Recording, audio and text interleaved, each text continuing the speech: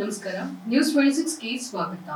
ನಾಗವಾರಗೆ ನುಡಿ ನಮನ ಕಾರ್ಯಕ್ರಮ. ಪಟ್ಟಣದಲ್ಲಿ ಇತ್ತೀಚೆಗೆ ಬೆಂಗಳೂರಿನಲ್ಲಿ ನಿಧನರಾದ ಕರ್ನಾಟಕ ರಾಜ್ಯ ದಲಿತ ಸಂಘರ್ಷ ಸಮಿತಿಯ ರಾಜ್ಯ ಸಂಚಾಲಕರಾದ ದಿವಂಗತ ಲಕ್ಷ್ಮೀನಾರಾಯಣ ನಾಗವಾರಗೆ ಕೆಂಬಾವಿ ಆನಂದ ಬುದ್ಧ ವಿಹಾರದಲ್ಲಿ ಕೆಂಬಾವಿ ಪಟ್ಟಣದ ಹಾಗೂ ತಾಲೂಕು ಹಾಗೂ ಜಿಲ್ಲಾ ದಲಿತ ಒಕ್ಕೂಟಗಳ ಪದಾಧಿಕಾರಿಗಳು ಕೂಡಿಕೊಂಡು ನುಡಿ ನಮನವನ್ನ ಸಲ್ಲಿಸಿದ್ರು. ಕಾರ್ಯಕ್ರಮದಲ್ಲಿ ಮೊದಲು ಗೌತಮ ಬುದ್ಧ ಹಾಗೂ ಬಾಬಾ ಸಾಹೇಬ್ ಅಂಬೇಡ್ಕರ್ ಅವರ ಭಾವಚಿತ್ರಕ್ಕೆ ಪುಷ್ಪ ನಮನವನ್ನ ಸಲ್ಲಿಸಿದ್ರು. ನಂತರ ನಾಗವರು ಆತ್ಮಕ್ಕೆ ಚಿರಶಾಂತಿ ಸಿಗಲೆಂದು ಮೌನ ಆಚರಣೆಯನ್ನ ಮಾಡಲಾಯಿತು. ನಂತರ ಮಾತನಾಡಿದ ದಲಿತ ಮುಖಂಡರು, ದಿವಂಗತ ಲಕ್ಷ್ಮೀನಾರಾಯಣ್ ನಾಗವಾರ್ ಅವರು ಸುಮಾರು 40 ವರ್ಷಗಳ ಅವರ ಹೋರಾಟದ ಬದುಕಿನಲ್ಲಿ ಪ್ರೊಫೆಸರ್ ಬಿ ಕೃಷ್ಣಪ್ಪ ಅವರಿಂದ ಸ್ಥಾಪಿತವಾದ ದಲಿತ ಸಂಘಟನೆಗಳ ಸಮಿತಿಗಳನ್ನ ಮುನ್ನಡೆಸಿಕೊಂಡು ಹೋಗುವಲ್ಲಿ ಪ್ರಮುಖ ಪಾತ್ರವನ್ನ ವಹಿಸಿಕೊಂಡಿದ್ರು. ಸಾಹಿತ್ಯಿಕವಾಗಿ ಸಹಿತ ನಾಗವಾರ ಅವರು ಗುರುತಿಸಿಕೊಂಡಿದ್ದಾರೆ. ದಲಿತ ಕವಿ ಡಾಕ್ಟರ್ ಸಿದ್ದಲಿಂಗಯ್ಯ ದೇವನೂರ ಮಹದೇವ ಅವರಿಂದ ಪ್ರೇರಣೆಗೊಂಡು ಅನೇಕ ಬಗೆಯ ದಲಿತ ಸಂಘಟನೆಯ ಅಧ್ಯಯನವನ್ನ ಶಿಬಿರವನ್ನ ಮಾಡಿ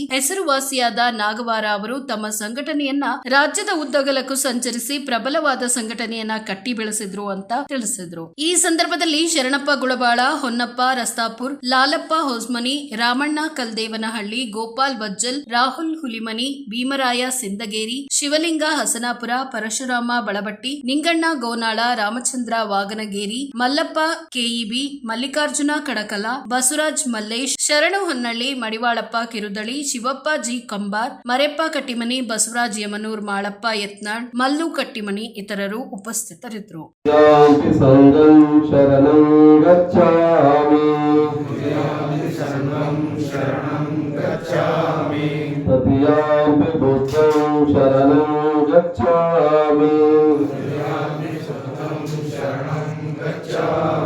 ततियापि धम्मं शरणं गच्छामि ततियापि संघं शरणं गच्छामि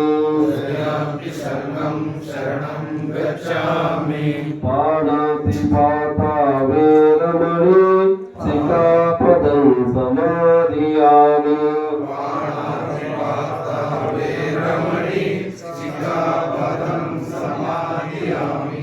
आदिन्नदाना वेरमणि सिक्खापदं समाधियामि. ಬಾಬಾ ಸಾಹೇಬ್ ಅಂಬೇಡ್ಕರ್ ಅವರ ಮುಂದಿನ ಆಲೋಚನೆ ಏನಿತ್ತಂದ್ರೆ ಇವತ್ತ ನಮಗೆ ಸಮಾನತೆ ಸಿಗಬೇಕು, ನಾವು ಇಷ್ಟೆಲ್ಲ ಸಮಾನರಾಗಿ ಬಾಳ್ಬೇಕಪ್ಪ ಅಂತಂದ್ರೆ ಆ ಒಂದು ಓಟಿನ ಹಕ್ಕಿನಿಂದ ನಾವು ಬಾಳಕೈತೀವಿ ಅಂತ ನಾನು ನಿಮ್ಮೆಲ್ಲರ ಎದುರ ಈ ಮಾತುಗಳನ್ನು ಇಡಲಿಕ್ಕೆ ಇಷ್ಟಪಡುತ್ತೇನೆ. ಹಾಗೂ ಇನ್ನೊಂದು ವಿಚಾರ ಅಂದ್ರೆ ನಮಗೆ ಈಗಿರ್ತಕ್ಕಂಥ ಸಂಘಟನೆಗಳಲ್ಲಿ ಏನಪ್ಪಾ ಅಂತಂದ್ರೆ ಸ್ಥಳೀಯವಾಗಿ ಅಂದ್ರೆ ಬಾಬಾ ಸಾಹೇಬ್ ನಮಗೆ ಓಟಿನ ಹಕ್ಕು ಸಾಣದಂತ ತಿಳ್ಕಲಿಲ್ಲ.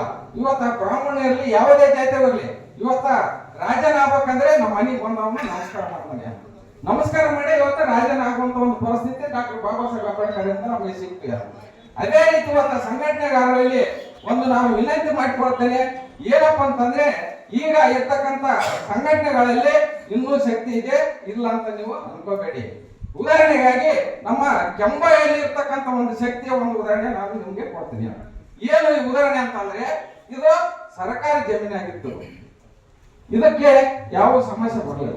ನಾವೆಲ್ಲರೂ ಒಟ್ಟಿಗೆ ಕೂಡಿ ಇದನ್ನ ಸ್ವಚ್ಛ ಮಾಡಿ ಇಲ್ಲಿ ಒಂದು ಬುದ್ಧಿವಾರ ಟ್ರಸ್ಟ್ ಮಾಡ್ಬೇಕಂತೇಳಿ ನಾವು ಎಡಗೈ ಬಲಗೈ ಅನ್ನದೇ ಇಲ್ಲಿ ಒಂದು ಕಾರ್ಯಕ್ರಮಕ್ಕೆ ಬರ್ಬೇಕಾದ್ರೆ ಈ ಸ್ಥಳೀಯವಾಗಿರ್ತಕ್ಕಂಥವ್ರು ಪ್ರತಿ ಹಳ್ಳಿಯ ಜನರು ಬಂದು ಒಂದೇ ಒಂದು ಈ ವಿಷಯದಲ್ಲಿ ಒಗ್ಗಟ್ಟು ಯಾವ ತರ ನಾವು ತೋರ್ಸ್ಲಕೈತೀವಿ ಅಂತಂದ್ರೆ ಆ ಸಂಘಟನೆ ಅಲ್ಲ, ಈ ಸಂಘಟನೆ ಅಲ್ಲ, ಈ ಸಂಘಟನೆ ಅಲ್ಲ, 108 ಸಂಘಟನೆ ಇದ್ರು ಕೂಡ ಅದ್ರ ಹೆಸರು ಹೇಳದೆ ನಾವೆಲ್ಲರೂ ಒಂದೇ ಅನ್ನುವಂತ ಒಂದು ವ್ಯಕ್ತಿ ಒಂದು ಭಾವನೆಯನ್ನ ಬಳಸಿದ ಸಲುವಾಗಿ ಈ ಒಂದು ಆಸ್ತಿ ನಮಗೆ ಸಿಕ್ಕಿತ್ತು. 1 ವರ್ಷ ಆಯ್ತು ಈಗ ನಾವು ಡಾಕ್ಟರ್ ಬಾಬಾ ಸಾಹೇಬ್ ಅಂಬೇಡ್ಕರ್ ಅವರ ಮೂರ್ತಿ ಕೂರಿಸಿ, ಅದಕ್ಕಾಗಿ ನಾನು ಮಾತನಾಡಲಿಕ್ಕೆ ಈ ವೇದಿಕೆ ಬಂದವರು. ಯಾಕೆ ಮಾತಾಡ್ತೀನಿ ಅಂತಂದ್ರೆ, ಅದು ಅದೇ ಸಂದರ್ಭದಲ್ಲಿ Shahapur bus stand ಎದುರ doctor Baba Saheb Ambedkar ಅವರ ಮೂರ್ತಿಯ ಜಾಗದ ಸಲುವಾಗಿ ಅಲ್ಲಿ ಕೂಡ ಸಮಸ್ಯೆ ಆಯ್ತು. ಯಾಕಪ್ಪ ಅಂದ್ರೆ ನಮ್ಮ ತಾಲೂಕು ಇರೋದು ಸುರಪುರ, ನಮ್ಮ ಕ್ಷೇತ್ರ ಇರೋದು ಶಾಪುರ. ಇವತ್ತ ನಮ್ಮ ಶಾಸಕರಿಗೆ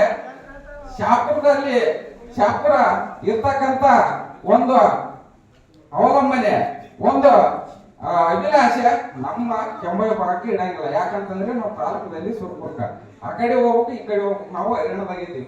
ಆದರೂ ಕೂಡ ಇವತ್ತ ಅಲ್ಲಿ ಇರ್ತಕ್ಕಂಥ ಒಂದು ವ್ಯವಸ್ಥೆಗೆ ಹೆಚ್ಚಿನವಾಗಿ ನಮ್ಮ ಇಲ್ಲಿರ್ತಕ್ಕಂಥ ಜನರು ಏನ್ ಮಾಡಿದ್ರು, ಒಂದು ಶಕ್ತಿಯನ್ನು ತೋರಿಸಿದ್ರು. ಇವತ್ತ ನೀವು ಏನ್ ಅನ್ಕೊಂತೀರಿ, ನಮ್ಮ 3 ತಾಲೂಕು ಜನ ಬಂದವರು ಈ ಸತ ನಾವು ಬಾಬಾ ಸಾಹೇಬ್ ಅಂಬೇಡ್ಕರ್ ಅವರ ಮೂರ್ತಿಯನ್ನು ಕೂಡಿಸಿರ್ತಕ್ಕಂಥ ಜಾಗ 3 ಅಂತಸ್ತಿಂದು ಬಿಲ್ಡಿಂಗ್ ಇತ್ತು. ಅದು ಸರ್ಕಾರಿ ಜಮೀನಲ್ಲ, ಮುನ್ಸಿಪಾಲಿಟಿ ಜಾಗ ಅಲ್ಲ, ಸರ್ಕಾರಿ ಜಮೀನನ್ನ ಅಲ್ಲ. ಅಲ್ಲಿ 3 ಅಂತಸ್ತ ಬಿಲ್ಡಿಂಗ್ ಊರುಗೌಡರು ಅದನ್ನ ಡೆಮೊಲಿಷನ್ ಮಾಡಿದ್ರು. ಆ ಒಂದು ಜಾಗದಲ್ಲಿ ನಾವು ಇವತ್ತ ಬಾಬಾ ಸಾಹೇಬ್ ಅಂಬೇಡ್ಕರ್ ಅವರ ಮೂರ್ತಿ ಕೂಡಿಸಿದ್ವಿ. ಯಾಕೆ ಕೂಡಿಸಿದ್ವಿ ಅಂದ್ರೆ ಇಲ್ಲಿ ಇರ್ತಕ್ಕಂಥ ಸ್ಥಳೀಯರ ಒಂದು ಶಕ್ತಿ ಸಂಘಟನೆ ಬಂದು ಭಾಗವಹಿಸಿ ಇಡೀ ಪ್ರಾಣ ಹೋದರೂ ಕೂಡ ಅದನ್ನ ನಾವು 2012ರಲ್ಲಿ ಬೆಂಗಳೂರಲ್ಲಿ ಅರ್ಬನ್ ಡೆವಲಪ್ಮೆಂಟ್ ಒಂದು ಪ್ರಾಜೆಕ್ಟ್ ಮಾಡ್ತಾ ಇದ್ವಿ. ಅಲ್ಲಿ ಕೊಳವೆ ನಿವಾಸಿಗಳು ಮತ್ತೆ ಪ್ಲಾಸ್ಟಿಕ್ ಹಾಕ್ತಕ್ಕಂಥವ್ರು ಮತ್ತೆ ಜೋಪಡಿ ಬೀದಿ ಬದಿ ಇಲ್ಲಿ ಜನ ಇರ್ತಾರೆ. ಅವರು ಗೌರ್ಮೆಂಟ್ ಲ್ಯಾಂಡ್ ಅಲ್ಲಿ ಜೋಪಡಿ ಹಾಕೊಂಡು ಹೋರಾಟ ಮಾಡ್ತಾ ಇದ್ರು. ನಾವೊಂದು ಸರ್ವೆ ಮಾಡ್ತಾ ಇದ್ವಿ. ಸರ್ವೆ ಮಾಡ್ತಕ್ಕಂಥ ಅದೇ ಸ್ಥಳ ಇತ್ತು, ಅಲ್ಲಿ ಹೋಗಿದ್ವಿ. ಅವ್ರು ಹೋದಾಗ ನಮಗೆ ಸರ್ವೆ ಮಾಡಕ್ಕೆ ಅಲ್ಲಿ ಜನರು ಬಿಡಲಿಲ್ಲ. ಅದೇ ಟೈಮ್ ನಾಗರಾಜ್ ಸರ್ ಅವ್ರು ಕಳಿಸಿದ್ರು. ಸರ್ ಯಾರು ಬಂದಿದ್ದಾರೆ ಇಲಾಖೆಯವರು, ಈ ಸರ್ವೆ ನಡೀತಾ ಇದೆ ಸರ್, ನಮಗೆ ಬಂದಿದ್ದಾರೆ ಅಂತ ಹೇಳಿದಾಗ ಅವ್ರು ಬಂದು ನಮ್ಮ ಹತ್ರ ಮಾತಾಡಿದಾಗ ಅವ್ರು ಇರ್ತಕ್ಕಂಥ ಒಂದು ಸಾಮಾಜಿಕ ಕಳಕಳಿ ಮತ್ತು ಜನರ ಬಗ್ಗೆ ಇರ್ತಕ್ಕಂಥ ಅವರ ಒಂದು ಒಲವು ನೋಡಿದಾಗ ನಮ್ಗೆ ತುಂಬಾ ಖುಷಿ ಆಯ್ತು. ಇವತ್ತಿನ ದಿನ ಬೆಂಗಳೂರಲ್ಲಿ ಎಲ್ಲ ಕಡೆ ನೋಡ್ತಾ ಇದ್ದೀವಿ ನಾವು, ಹೆಬ್ಬಾಳ ಆಗಿರ್ಬೋದು, ನಾಗವೇಳಿ ಆಗಿರ್ಬೋದು, ಸುತ್ತಮುತ್ತ ಎಲ್ಲ ಕಡೆ ಜೋಪಡಿ ಹಾಕೊಂಡು ಎಲ್ಲರೂ ಕೂಡ ಅದು ಮನೆಗಳನ್ನು ಕತ್ಕೊಂಡು ಮನೆಯನ್ನು ದೀಪ ಬೆಳೆಸ್ತವ್ರು ಅಂತ ಹೇಳಿದ್ರೆ ನಾಗವರ ಸರ್ ಅವರ ಒಂದು ಹೋರಾಟದ ಕಿಚ್ಚು ಆ ಒಂದು ಏರಿಯಾದಲ್ಲಿ ಅಂತ ನಾವು ಹೇಳ್ಬೇಕಾಗುತ್ತೆ. ಯಾಕಂದ್ರೆ ಬೆಂಗಳೂರಲ್ಲಿ ಪ್ರತಿ ಊರಲ್ಲಿ ನಮ್ಮ ಬಾಗಲಕೋಟೆ ಆಗಿರ್ಬೋದು, ಯಾದಗಿರಿ, ಗುಲ್ಬರ್ಗ, ಬೇರೆ ಬೇರೆ ಹಳ್ಳಿಗಳಿಂದ ಹೋಗಿರ್ತಕ್ಕಂಥ ಜನರು ಇವತ್ತ ಅಲ್ಲೇ ಮನೆಗಳನ್ನ ಕಟ್ಕೊಂಡು ತುಂಬಾ ಜನ ವಾಸ ಮಾಡ್ತಾ ಇದ್ದಾರೆ.